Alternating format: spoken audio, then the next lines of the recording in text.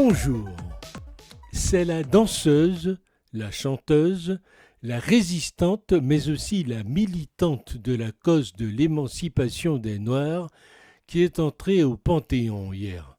Elle est la 6e femme à qui revient cet honneur pour ses accomplissements et la première femme noire.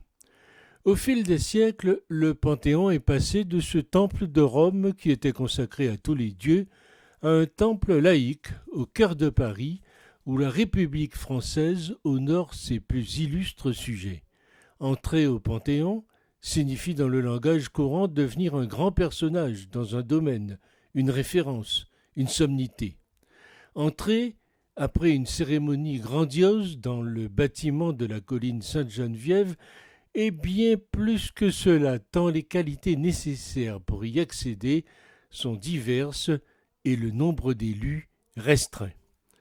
À Port-au-Prince, on peut se demander, et on a pu se demander, mais qu'est-ce qu'on a à voir avec Joséphine Baker ? Elle est noire, certes, et quoi d'autre ? Eh bien, son histoire est liée à Haïti, car elle fut la première artiste internationale à avoir chanté Haïti.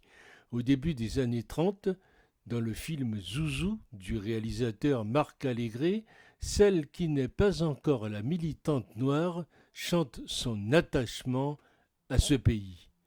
Ah, qui me rendra mon pays, Haïti ? C'est toi, mon paradis, Haïti. Dieu me rappelle tes forêts si belles, tes grands horizons.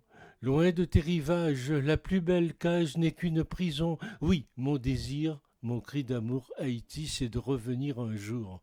Ô beau pays bleu, bien loin sous d'autres cieux. Je vivais des jours heureux, mais tout est fini. Seul dans mon exil aujourd'hui, je chante le cœur meurtri. Oui, mon désir, mon cri d'amour, Haïti, c'est de te revenir un jour, Haïti, dit la chanson. On n'a pas retrouvé pour l'instant de traces d'un quelconque passage en Haïti de Joséphine Baker, ni de lien particulier avec Haïti ou des Haïtiens, mais on ignore si la proposition de chanter Haïti fut sienne ou un exercice imposé. La chanson Haïti a été reprise ces dernières années par la talentueuse et multiprimée Cécile McLaurin-Salvant. Sa version avec le Wynton Marsalis Quintet est une pure merveille et ressuscite Joséphine Baker. Celle de Joséphine Baker est aussi disponible sur YouTube. Freda Joséphine Baker est devenue donc hier la première femme noire à entrer au temple laïque de France, le Panthéon.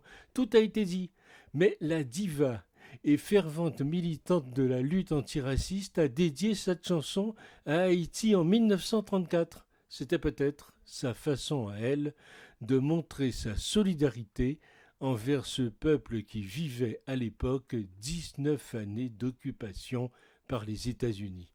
Mais il n'y a pas de hasard. Joséphine Baker est née Freda Joséphine McDonald, qui a rendu hommage à Haïti dans un film, est honorée alors que le film Freda fait le tour du monde. Heureux hasard pour ces femmes fortes et inspirantes.